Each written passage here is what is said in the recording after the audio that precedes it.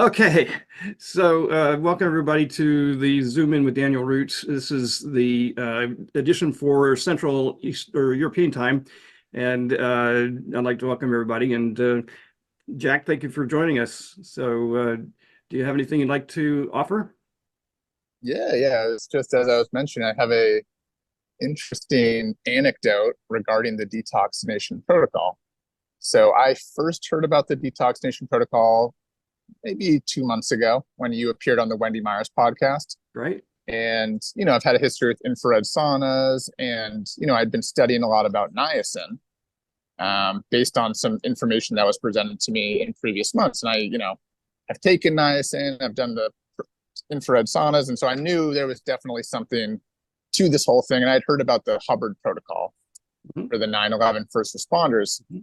And anyway, I bought the PDF, which is very informative. And I myself haven't done the protocol in its entirety yet. But anyway, I was on a call with a woman who was a friend of my mom's.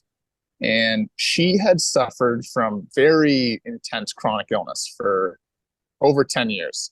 And it was mostly a pain related illness, like kind of in the fibromyalgia realm. And Okay. so she was experiencing, like 8 or 9 out of 10 pain consistently for many, many years. And she was a woman with a lot of financial resources. She'd spent her career in corporate America, and her husband had done well um, in his career as well. And so, long story short, this is the type of person who spent over $1 million or more to regain her health, Wow. trying many different things. And, Lyme disease and mold was sort of the rabbit hole she had gone down. And not to say that those weren't playing a role, right? But this Mhm. this whole piece of heavy metals and chemicals turned out to be pretty key for her. So anyway, she ended up getting involved with Mindy Pels, who you might be familiar with, and she has some sort of private membership group. Mindy Pels is sort of into detox and fasting, and she had Yes, mentioned, I didn't hear you say the last name that time. I did that time. So yeah, yes, now I know who you're talking about. and Mindy's, because this woman, was at her ends, the end of her rope to some degree, because she had seen the best doctors, So many and are. So yeah, many people are. It's just becoming, this is becoming a nightmare, in my opinion. yeah, no, she, I mean, not to get dark, but she had thought about ending her life because Yep. she couldn't find a way out of, Yep. extreme pain. And so, anyway, she had two successes in her entire search. One was, a little bit random, but it was vitamin B1 injections. And after those, she was 30% better. But she heard about the Detox Nation Protocol from one of Daniel's podcasts. And she has done the protocol, I think, 3 times or so. And she's about 80% better. Awesome. She has I mean, she has some pain, some symptoms that are in the background, but she's very functional.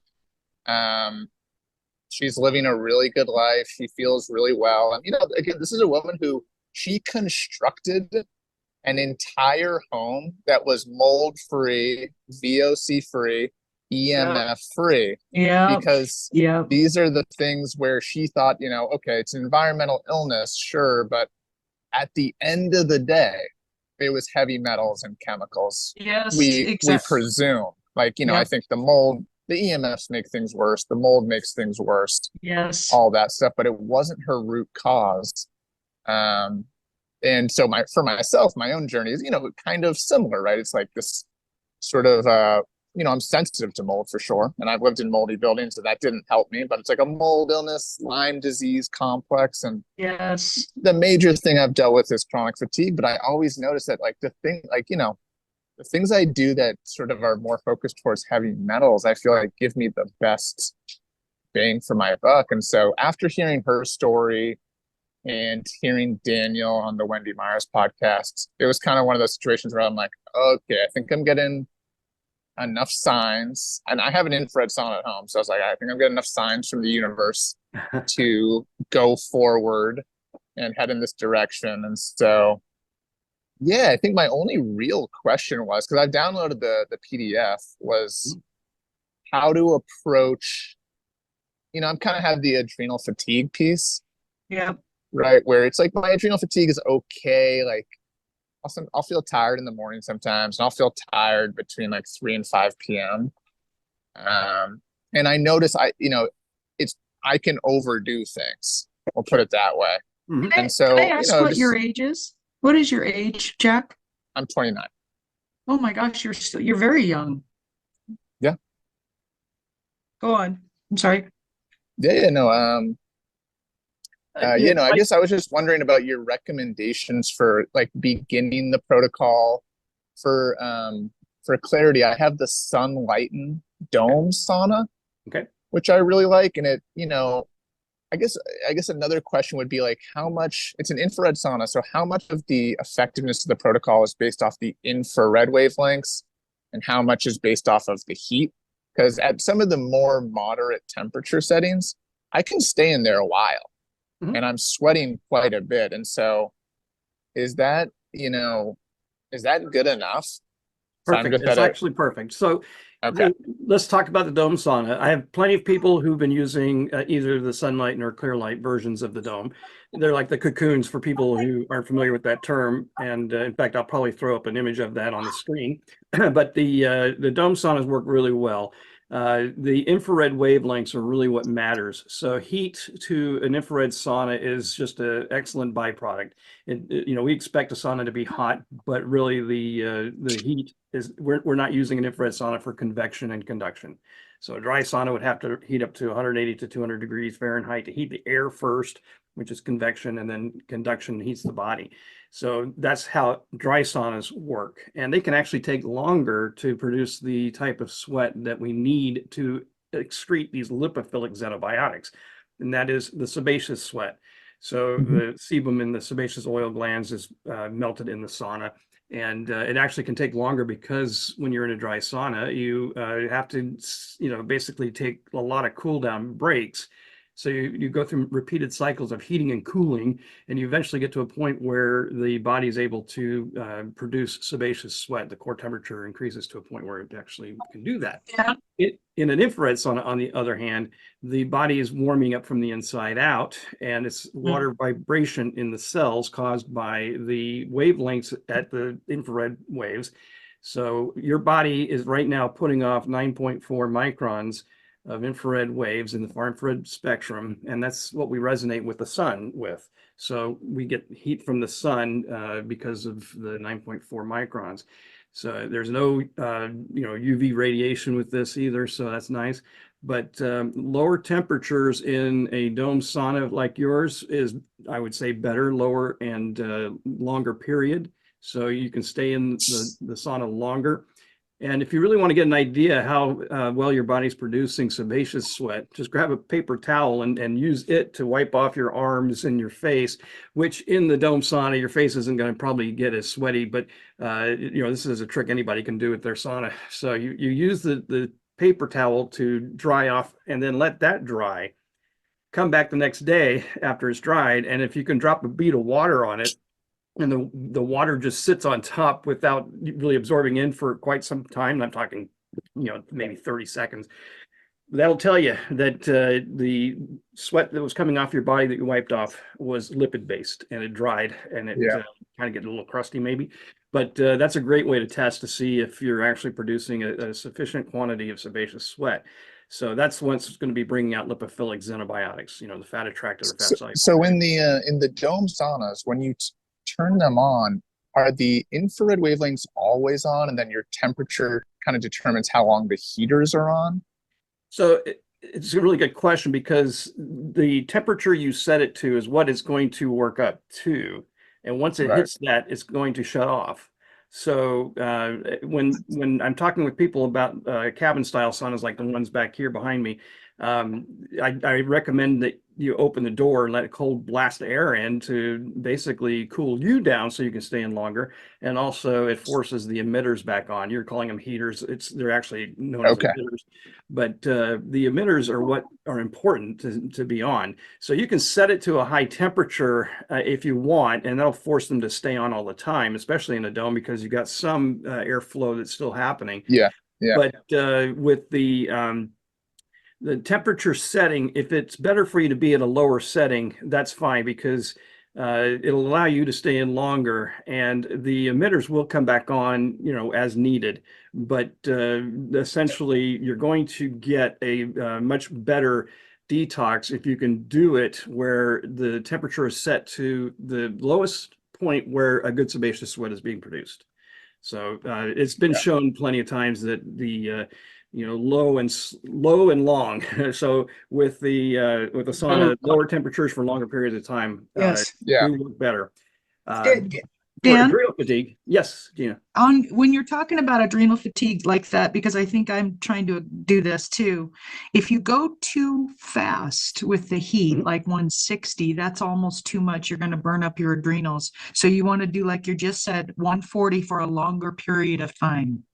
Yep. That's what I set mine to, is 140. But Yeah. one thing that I was just about to say with adrenal fatigue is, although I have in that protocol guidebook that you've downloaded, there is the 5-day niacin flush sauna detox. Now that was designed to be the ramp up to work up to 500 milligrams, so that you're basically taking advantage of the flush and using your sauna during that period, because you're going to get a slighter, or let's just say a better detox action than you would in just straight sauna, but nowhere Right. near as good as the protocol. But it takes advantage of the flush while you're still having one, because the flush it'll just completely go away after a period of time, usually around 10 days. By the way, the mechanism that causes the flush is the prostaglandin hormones, and they will deplete from the cells during this program, because you're using niacin daily, and the chronic use of niacin depletes the cells of their prostaglandin hormones. And so essentially the flush will go away. But while you've got it, take advantage of it. So the second thing I would recommend you do is download the Niacin Flush Sauna Detox. That's in the members section of the website where you got the protocol guidebook. And it's also Okay. for people on my Facebook group, it's in the files section. Now, this is something that was designed for firefighters so that they can get a better detox than just sitting in a sauna. But they cannot commit to a 30-day program where they have to do 2 hours a day and schedule the niacin ahead of time by 2.5 to 3 hours. So they are on duty all the time, and they really cannot commit to a 30-day program. So this was what I created for them. But it's very applicable for people with adrenal fatigue, or even those with MTHFR polymorphisms. So if they have any kind of issue with undermethylation or want to go slower on the program, this is something you can do either every other day, 3 times a week, whenever you want. And it's simply just taking the niacin, and during the flush, go into a sauna, or if you forgot to preheat the sauna, go ahead, take the niacin, get the sauna preheating, and then if the flush ends, don't worry about it. It was near enough to get the job done. So if the flush is going to push blood-borne toxins out to the skin or dermal regions, and this is where the sebaceous oil glands are. So it does improve a regular sauna for the detoxing ability, but it's less taxing on the body and perfect for adrenal fatigue. Okay. Interesting. Yeah, it is. I do notice the when I have a good sweat inside of the infrared sauna, I'll kind of feel my sweat near my abdomen, and it is like it's oil. Yeah, it should be very lipid based. Yeah, it's Yeah, slimy. yeah, and you'll definitely see that if you wipe off with a paper towel. it'll Yeah. it'll definitely dry out and be a little stiffer than it started.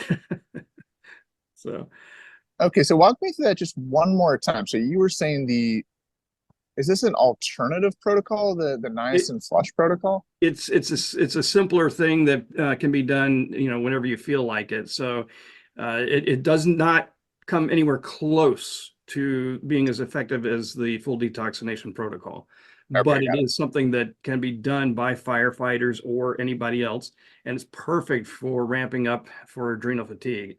And anybody who's not really become acclimated to their sauna yet, or they've never done niacin, this is a perfect way to get started. Okay. Awesome. Yeah, I mean, I think this information is critical. This information is absolutely critical. We believe so too. As a matter of fact, if I don't know how new you are to the protocol, but we've been in an occupational medicine setting for over 36 years, and even we were challenged by the California Medical Board for using the Hubbard method for occupational medicine. And the 50-page response letter that is published in the back of our book was submitted to them, and they had an investigation they were, operating on, and they closed that investigation and gave them permission to carry on. They saw the validity, and immediately after that, the state of California became his largest client. So it was quite incredible to see the change. And unfortunately, though, the conventional medicine is not going to embrace something like this. For many reasons, but just let it be known that you probably will not find a medical doctor in the United States who is aware of this program or trained in it. There is good news on the front, though, that because I do have a detoxification training program that I think I talked about on Wendy Myers' podcast. The training program is something that's attracting a lot of functional and integrative medical doctors. That is wonderful. Yeah, that is so wonderful. Yes, we need it. After, you know what, and Western medicine should be paying for some of this, in my opinion. Who should? I'm sorry? Because Western, well, Oh, Western. Yeah. you know what? If they mandated that everyone, I have a gentleman who is a client of mine. He's my age, 54. He's ex-military, and he's a judge here in Colorado. He had to take all the shots because of the mandates, and he recently had to have open heart surgery. Ooh. So now, of course, he's got to rehab and follow his doctors and make sure he's stable. He had an aneurysm in his heart and calcified valve. Well, we know about all the anesthesia. We know about all the drugs he's taken. We know about the painkillers because they cracked his chest open. So now this should be something now that we get him into, and he can start to detox. But where does he go to do this? And who gives him this information? Because the doctors and the radiologists are not going to give him this information. Right. Yeah. And in fact, the only thing I can do is help people to get better, and then have them out there evangelizing this program, because really we are not able to market this appropriately at this time. I'm basically a one-man show, and so I am doing my best to try to get the word out there, and that's what these meetings are wonderful for doing, because I can then record them and post them.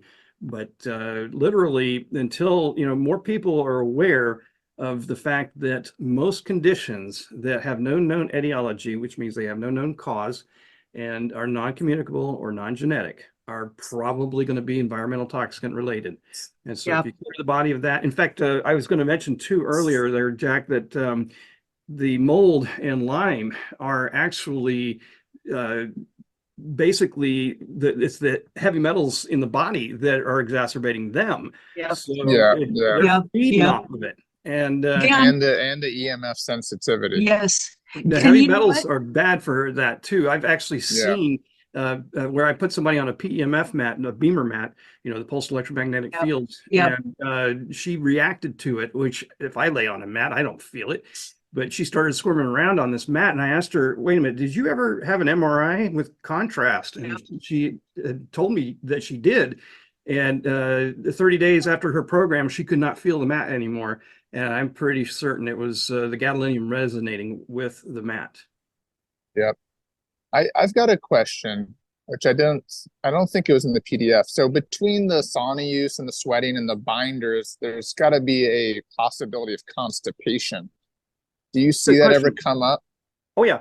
So the biggest reasons for constipation, if somebody's normal already, so if they aren't normal as far as their bowel movements, then they could have constipation even worse. But the thing is, activated charcoal is known for causing constipation on the protocol, but we only use it once per day. Zeolite, on the other hand, is not known for constipation, although I have had a couple of people who reported that they felt that zeolite was actually a cause. But for the most part, zeolite does not clump. So it's something that is safer to use anyway, because unlike activated charcoal, it does not affect nutrients.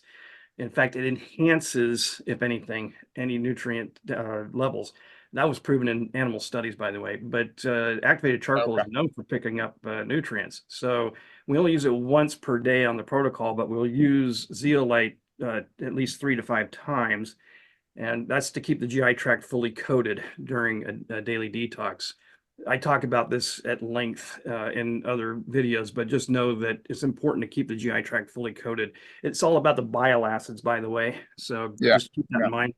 But constipation usually is alleviated by the high doses of vitamin C on the protocol.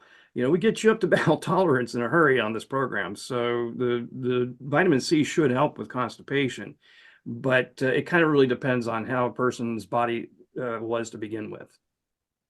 Well, it's going to depend on where they're at too, with age and hormones too, right? I mean, because not Sure. everyone is going to be at the same state. So, wouldn't you need some type of medical professional to be able to understand and evaluate where the person is coming from? And this is what I asked my doctor yesterday.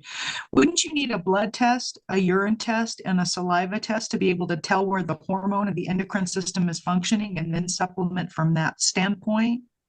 So what we do is we tell you in our documentation that you should have a physical or a primary care practitioner sign off. But frankly, if somebody's got a healthy system, let's just say that their liver and their kidneys are functioning properly, and they don't have any kind of heart conditions, then that's pretty good to say that they can do the program without any kind of testing. This is perfect, though, for functional and holistic practitioners, because you know they can do those testing. You know, they can do that kind of testing. I typically recommend somebody look at what their body is eliminating, just so we have some idea. But most of the testing that you can do today will not show a pre and post body burden level. We could only do studies by using fat biopsies and comparing those to blood serum tests. So that was the only way studies were able to be done. There's not a single test on the market today that I have ever found that could actually do a body burden pre and post detox level. So the testing from the standpoint of how is your body functioning, yes, you got to have those tests done by a practitioner before you embark on this. However, if your body is functioning, and even with adrenal fatigue, by the way, because adrenal fatigue is a environmental toxicant problem. Did you know that? Yes, it is. Yes, it is. It's Yeah. hormonal. Yeah. It's hormonal as well. It's downstream. It's downstream from the toxicity. Yeah. In fact, have you had a chance to see the second part of the Detox Nation overview, the 48-minute video? There's a 49-minute video I just recently uploaded as of July.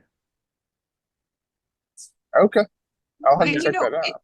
isn't it too, the more toxic burden and load your body has, the more the fat cells have to hold on to water to keep, because it's protecting the organs?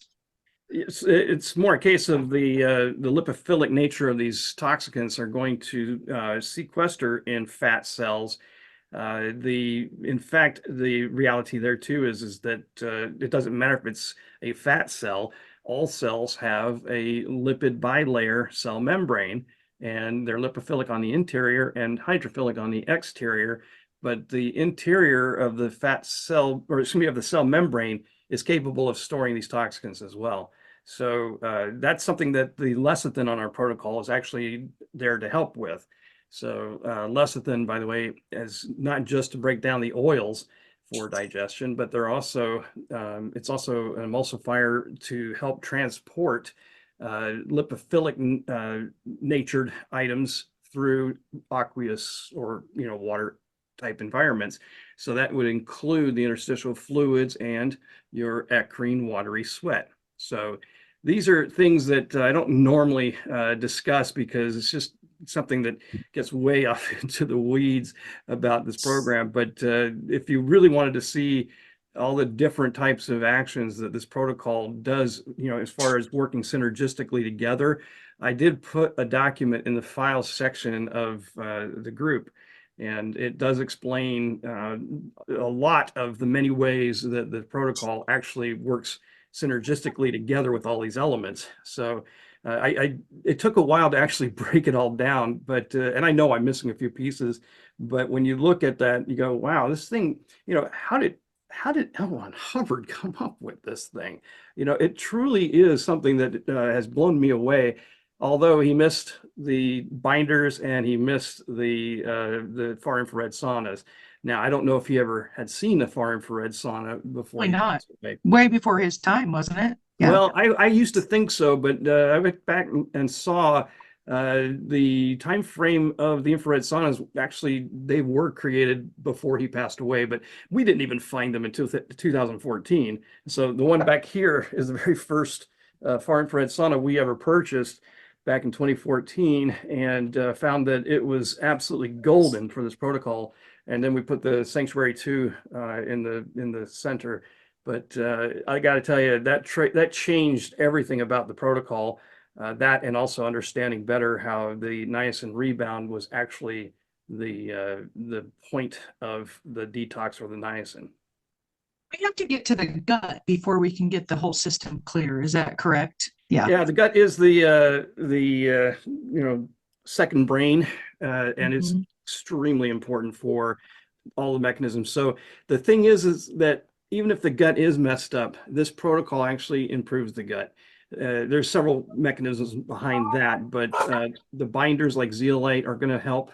And also, essentially, some of the ingredients like the oils and lecithin are going to improve the gut. Also, by the way, the evening primrose oil has a lot more to do with the protocol than I originally understood.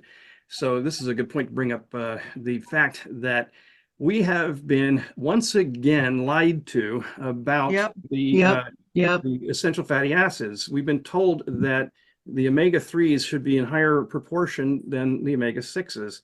Well, guess what, folks? That's reversed. The omega-6s are actually far more important to the cells. Every cell in the body is needing the omega-6s. So just be aware that the evening primrose is high in omega-6s, and so is the extra virgin olive oil in the bottles or in the program. So these two are actually more important than I ever gave them credit for. Because the evening primrose oil and the lecithin both started off with the Hubbard method as just being a mechanism for helping to break down the oils so your body could digest them better. And it turns out that because of their omega-6 levels, they were actually doing more than L. Ron Hubbard, I think, knew about.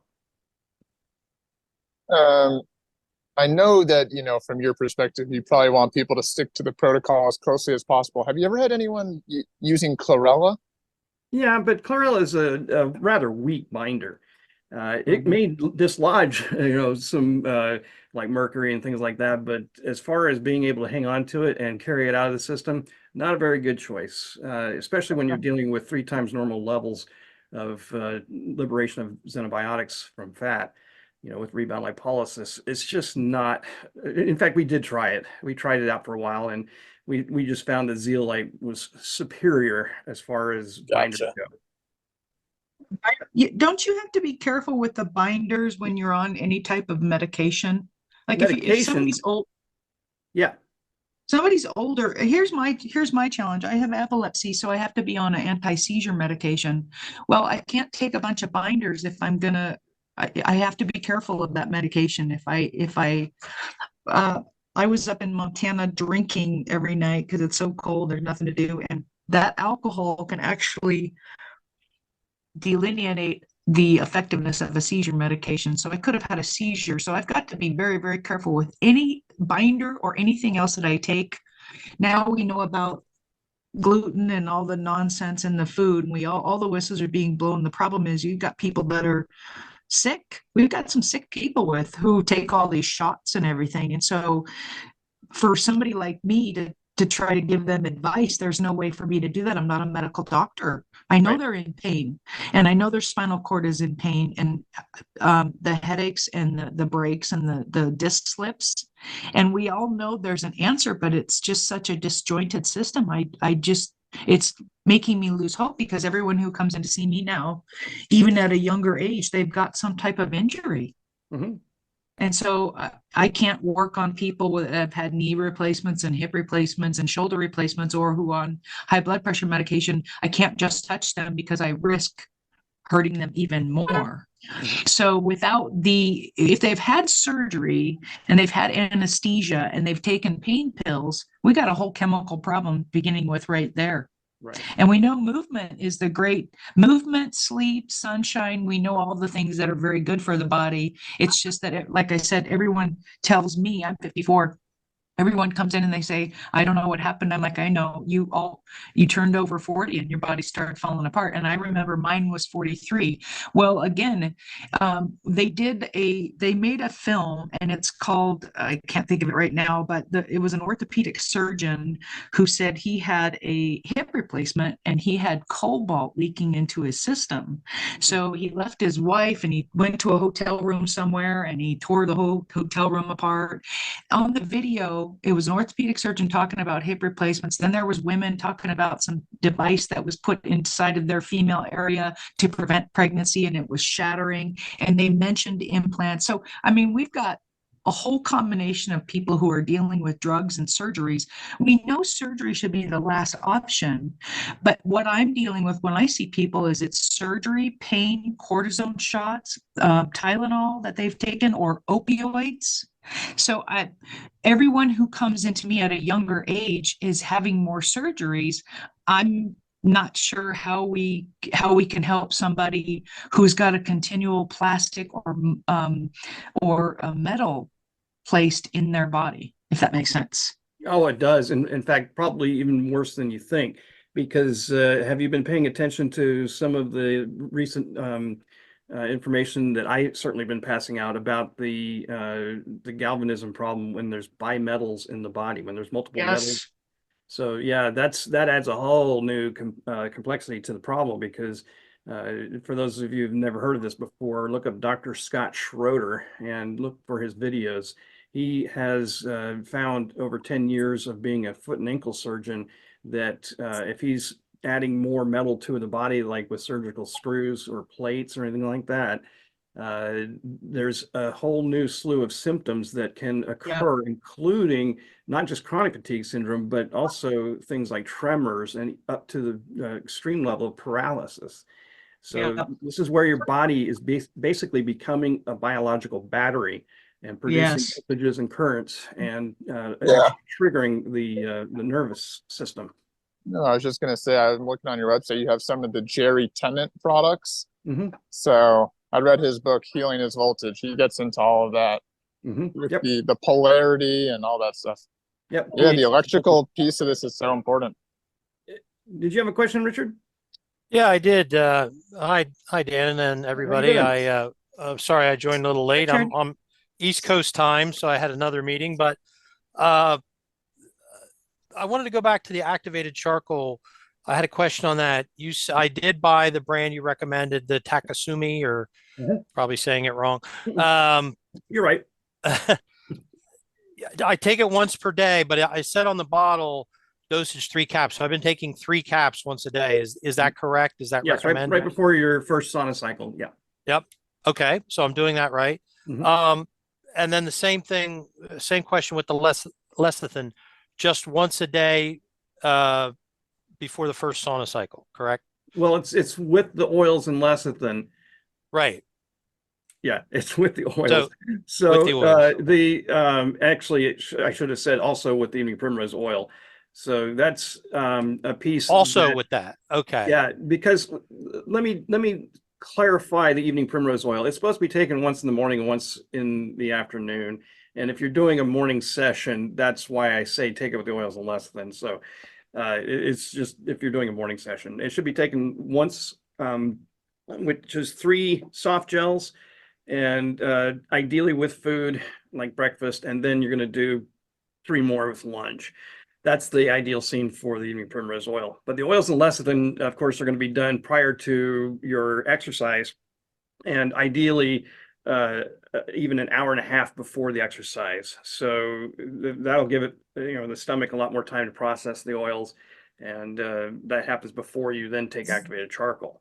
But if you're doing an afternoon session or an evening session, then that, the evening primrose oil would have already been done. So, but I typically tell people if you're doing a morning session to go ahead and take the evening primrose oil with the oils and lecithin, then you might as well just have all this at the same time. So that's the way we would dose it normally. Okay, so ideally you want to take the oil before an hour before going into or an hour before exercise or an hour before the sauna? An hour before exercise. So as you've seen in the protocol guidebook, the graphic that I put into that, which didn't make it into the second edition of the book, that graphic shows that in the first hour of ingesting niacin, you really don't want to have anything but water. You don't want to have anything added to the stomach. But after that, you can eat anything you want, including fatty foods. So that hour and a half window before exercise is when you want to do the oils lecithin, and if it's a morning session, the evening primrose oil. But do it as close to the beginning of that second hour as you can, because that gives the stomach a lot of time before you take activated charcoal. And that's, the timing of all this is basically so one thing doesn't affect the other negatively. Gotcha. Excellent. Okay, thank you. Mm-hmm. Any other questions? I got a quick one. So if you were going midway through the protocol and you're like, either detoxing too hard or you feel like you need a break and you take a day off, do you just pick up where you were on the next day? Yeah, so I don't really cover this too well in the protocol guidebook, although it is there. I mentioned that if you need to skip a day, like if you have a fever or you cannot be in a sauna because you've got to go maybe out of town or something like that, for the first day that you need to take off, you're going to take the dose from 2 days ago. So that would bring you down to a point where you don't trigger a rebound of the rebound lipolysis and liberate more toxins that you can't deal with in a sauna. And it also helps to maintain the body's built up tolerance to the niacin, so you don't lose that. Now, if you have to skip 2 days in a row, which should not be done because you really need to be in a sauna to get rid of a lot of these xenobiotics. In fact, I should briefly mention that there's about a 72-hour window that your body is still handling toxins possibly. So what happens is that you take any particular toxin that was stored in a fat cell and it gets released in rebound lipolysis one day. Well, if it's not excreted through sebaceous sweat or picked up by binders that first day, it could take 2 more days before it actually gets dealt with, before it winds up sequestering elsewhere in the body. So this is why we don't want to trigger a new rebound. Let your body deal with what it's already liberated. So when you're not in a sauna, you're also going to be doubling up the zeolite dosing. So in other words, if you're doing 1 teaspoon every 3 to 5 times a day, you're going to take 2 scoops per dose, okay, up to a full tablespoon. But I also realized that there was a piece I missed on the second day of being off the program. You're going to hold that same dose from the 2 days prior that you did the first day off. You're going to hold that dose the second day. But from that point forward, you're going to pick up where you left off. So in other words, let's say the dose was 1,500 milligrams, right? You can do that 1,500 milligrams the 2 days in a row, and then you're going to go up to 1,600 if you're dosing 100 milligrams per day. So you just pick up, the dosing. I hope that makes sense. So in fact, how much do you weigh? Talking to me? No, Jack. Okay. Oh, me, 170. 170. So How you are would be dosing at 100 milligrams a day. So essentially, if you're dosing at 1,500 milligrams to hold that dose for 2 days, then you'd just pick up to 1,600 the next day. So if you weighed more than 200, it would be the 200 milligram increase. So I hope that's making sense, but it's written out in the guidebook. And when I'm coaching somebody with my remote coaching, we go through that and I show you through your Detox Nation workbook, which is a Google Sheets, like an Excel spreadsheet. And there's a log sheet in there that we track your progress. And I show you in there how to skip days if you have to. But ideally, you don't have to skip any days, especially in the first 10 days. Is there a list of reasons to skip? Like when it's Well, like fever would be the most important reason. if you have a fever, you definitely don't want to be thinking about a sauna. So that will just absolutely make things worse. Okay. The body's fighting off something, let it fight it, Mhm. but you don't want to make it worse because the body has to regulate its own temperature. Okay, got it. All But right. other reasons could be, of course, like work or an accident or something like that. So it's a case of if you know you can't be in the sauna that day, then you take the dose from 2 days prior. And whatever that dose is, that would be the dose you hold for 2 days if you have to skip 2 days in a row. And I have had 3 days happen in the past with people, so there you would still hold the dose, but please try not to skip more than 2 days. Okay. All right, Dan, I Daniel, have I a got to hop question. off the call, but Take care, Jack. thank Nice to you. meet you. Thank you for joining us. Yeah, thanks so much. All right, bye. Bye-bye. Dan, I have a question on the niacin. What I've noticed is that I think even when I did 200 milligrams, I got the classic flushing and really felt it, and I got the heat sensation, and now I don't really feel anything. And so I wanted to ask, is that normal? And am I still having lipolysis and everything going on? Because I take it now and I can go even back to sleep because I do it in the morning. So I do it before work. And I just wanted to make sure that, and I'm following the weight chart and everything. And I'm at, like this morning, I did 2,100 milligrams Mhm. and I felt less reaction when I took 200 milligrams at the start. Yeah. And that's the prostaglandin. In fact, I'm not sure if you were on the call when we were even talking about the prostaglandin hormones, but the reason for the flush is because these prostaglandin PGD2 hormones that are in the cells, and the ones that are being affected are the ones in the capillary walls. So the niacin induces those prostaglandins, which take constricted capillaries and then make them very, opened by relaxing the cell wall or the capillary walls. And this forces a lot more red blood cells to flow out to the skin or dermal regions where they're obvious, and that's what causes the redness. But that triggers a histamine response, which can cause an itchy, prickly sensation. Also, it can create the heat sensation.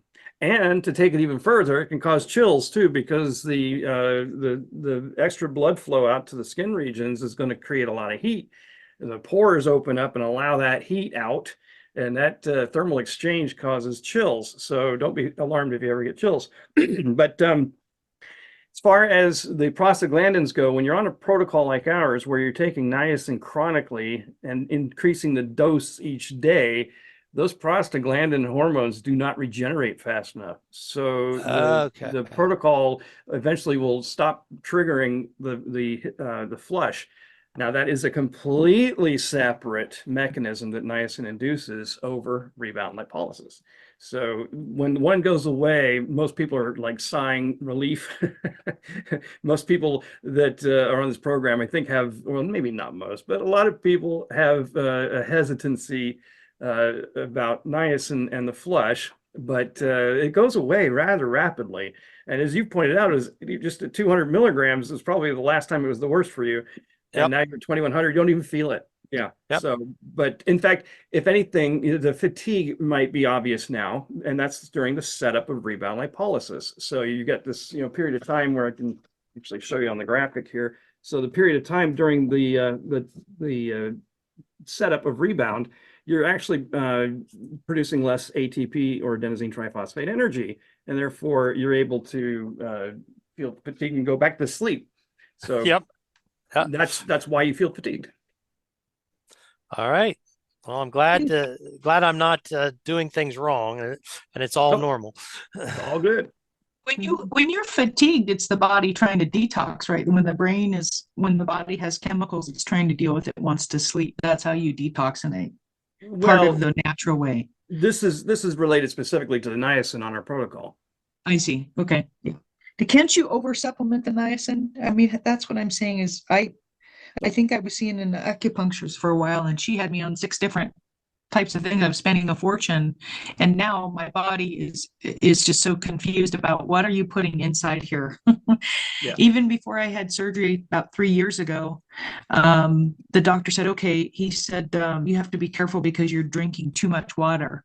And I said, what? I've never heard of that before. So it's hyponatremia. And when you look at the meds that I have to take, which is this anti-seizure, it causes excessive thirst. Like, great. Yeah, it's a double whammy there. So, yeah, too much of anything can be toxic, no doubt about it. But here's the thing, when you're doing our protocol and you're titrating up daily, you're overcoming the body's built up tolerance to the niacin. And that's why right now, Richard could take the 2,100 milligrams without it bothering him. But if he started at 2,100 milligrams, I guarantee you he would be rolling around on the floor in pain because his stomach would feel like it's knotted up. I know that firsthand because I meant to give myself a 50 milligram dose. I was using the powdered form back then before I could sell the kit. And the decimal point on the scale eluded me. So I wound up taking 500 milligrams, expecting a 50 milligram dose. And on that floor right back there is where I was squirming around in pain and my stomach was all knotted up. But you can take too much at one time, yes. But if you've built up the tolerance using our protocol, then you don't have any upper limit. As a matter of fact, the famous Dr. Abram Hoffer was treating, if I can say the word curing, schizophrenia using 20 to 60,000 milligrams of niacin per day. And wow. Yeah, and routinely, doctors who are aware of niacin's usefulness for controlling cholesterol would dose their patients at 6,000 milligrams per day. But you don't start at 6,000, you work up to it. But the highest dose that the average person on this program is going to reach is 3,100 milligrams if they don't skip any days.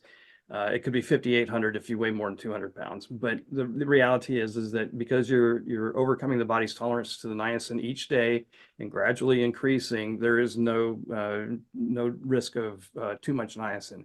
Now, I will also say though that doctors are taught, oh, 500, you should never go above 500. And the whole RDA thing is a joke, by the way.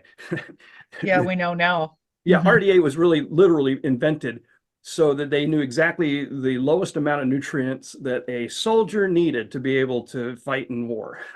So that's where RDA comes from. But when you consider the fact that the RDA, applies to pretty much vitamins and minerals and things like that, and then you look back and you see that niacin is actually not technically a vitamin. The body produces niacin if you have enough tryptophan in the body. So it was grandfathered in as a vitamin. So I don't even look at niacin as a vitamin or a supplement. It's a catalyst for me. That's what I use it for. It's a catalyst of two separate mechanisms, the flush and rebound lipolysis. So I take it off the charts, if you will, because it's absolutely a required element on this protocol. And I would suggest that anybody who has any concerns about niacin, just start working with it low and slow. 50 milligrams, like if you have 100 milligram capsules, just take one and divide it in half. You can easily twist them apart, whichever side has the most, close enough to 50 milligrams to start with. And then from there, just increase slowly. If you want to do, 100 the next day and then maybe 150 the next day, that's fine. But go ahead and start, low and get used to the whole flush, and then realize that, yeah, it might get a little more intense in the first few days, but it's going to start to go away. And in fact, there's another story I meant to tell you too. So there was a woman who was wanting to commit suicide. She attempted it with the only thing that she had available, which was a brand new bottle of niacin, flushing form of niacin. And when the EMTs got there, they calculated that she had swallowed 250,000 milligrams in one dose, in one sitting. And now it didn't kill her, but because of how I know 500 milligrams was making me writhe in pain on the floor, I'm sure she wished she were dead, but it did not kill her. So there is no upper limit to it, but doctors are told 500 milligrams. And I will even go further with that. And the reason is because the pharmaceutical grades of niacin tend to be the timed release, with a slow or sustained or extended release forms. And in order to create those forms, which the liver has to spend more time to process, and that's why they're hepatotoxic, in those forms. The reason that they are timed release like that is because they're coated in phthalates. Yeah, phthalates, the things they use to make plastic bottles squeezy. Yeah. Crazy. So yeah, the natural form of well, granted they're synthetic forms, but the form of niacin that's the pure nicotinic acid is completely safe. Granted, there are going to be people who have, like, 1% of the population have a true allergy to it. And then there's also, if you do have severe liver damage, then yeah, we would want you to get your liver resolved, your problems resolved there first, if possible. And by the way, fatty liver is not one I would consider as liver damage. Fatty liver is actually something this protocol is able to reverse.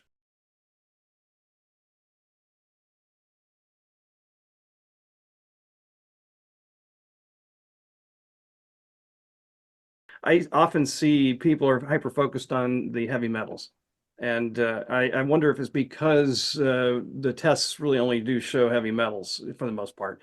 And that's what people get so focused on. And it's true that those are a huge problem, since they do fuel or feed, a lot of opportunistic pathogens. But at the same time, we have a lot of chemicals in the system that are probably even worse than the heavy metals in a lot of ways.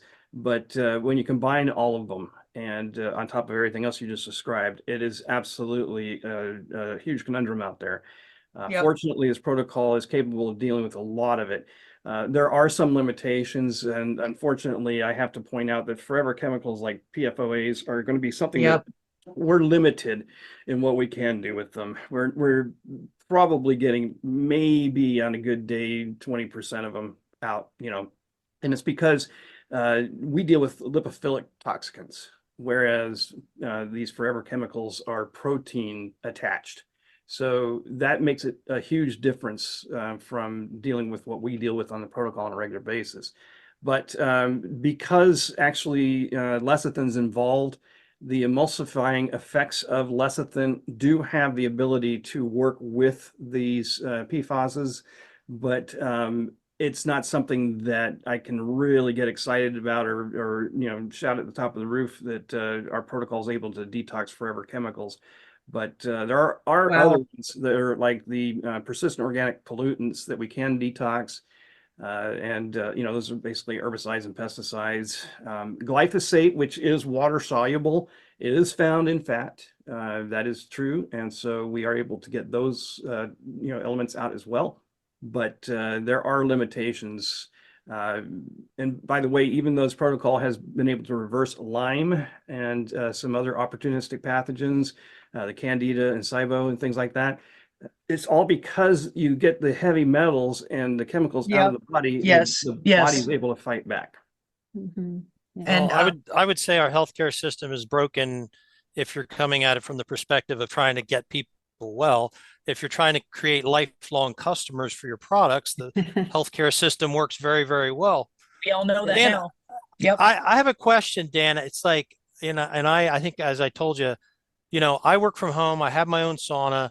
I've set up my schedule to do it in the morning so that I'm clear for the day, with meetings, because I could be pulled into a meeting. So I didn't want to interrupt my sauna. But with the data that you're gathering, I did read your book. I read about how you and your father have refined it from the basically day-long process of the Hubbard method, hours and hours every day, with the binders, with the infrared saunas, and you've honed it down.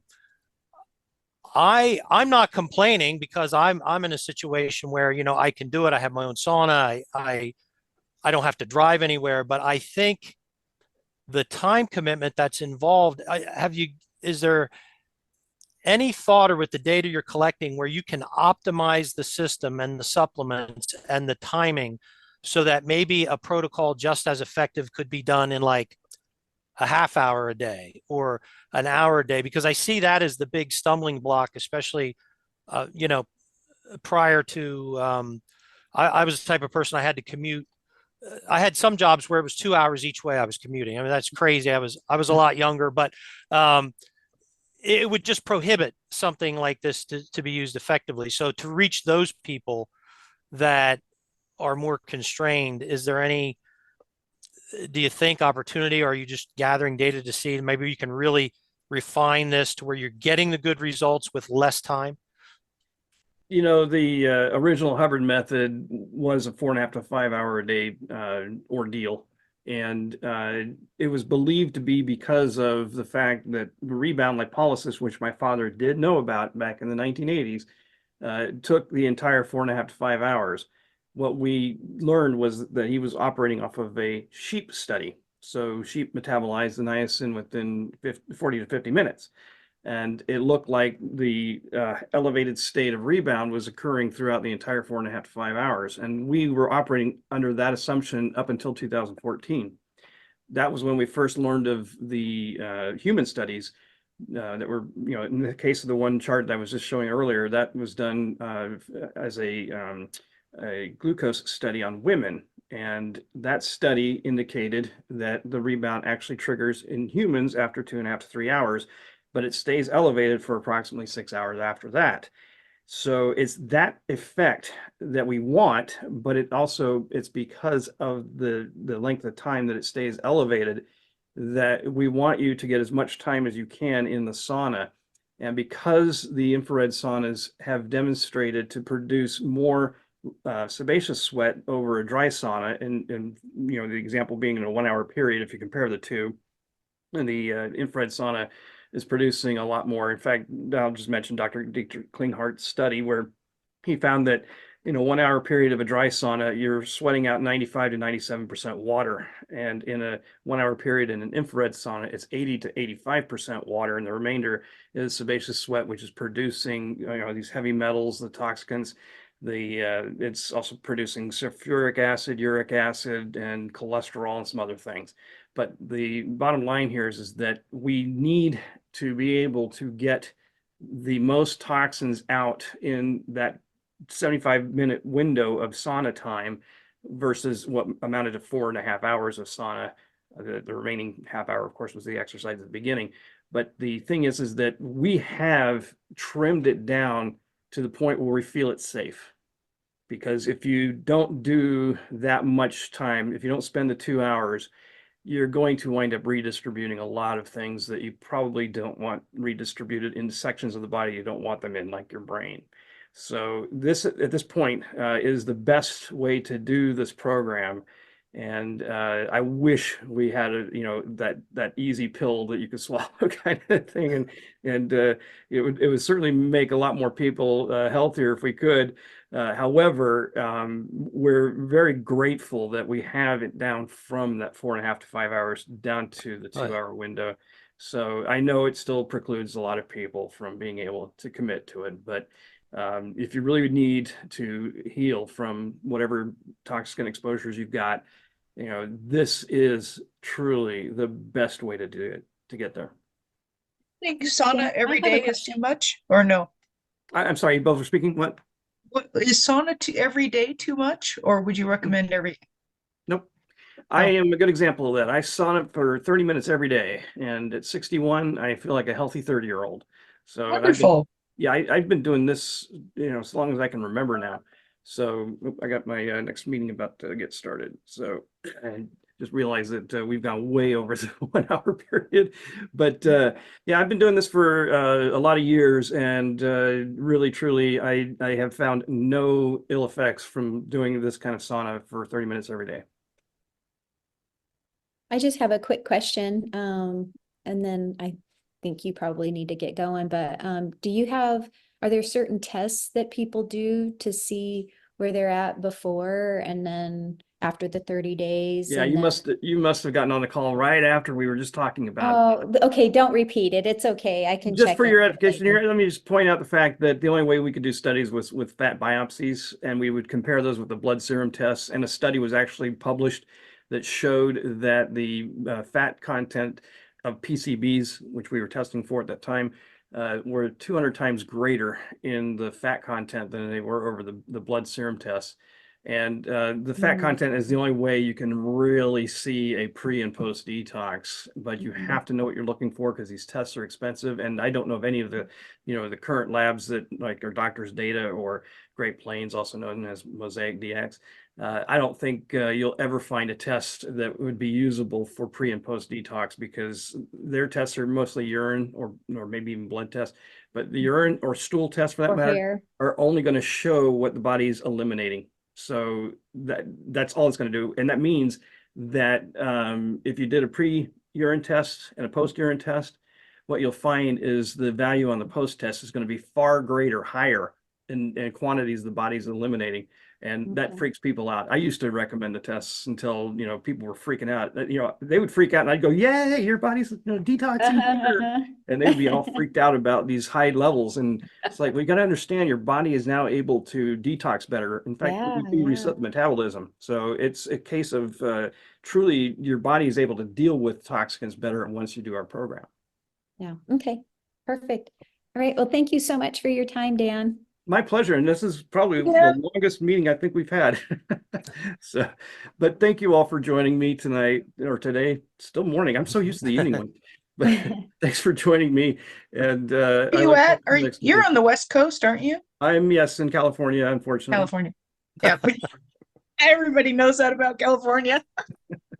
Yeah, my folks retired and fled to Texas. So I'm the last of the Mohicans in California. All right, well, let's call it a day, and everybody have a wonderful rest of your day. And thank you again for joining me. Thanks, Dan. Thanks, everyone. Bye-bye.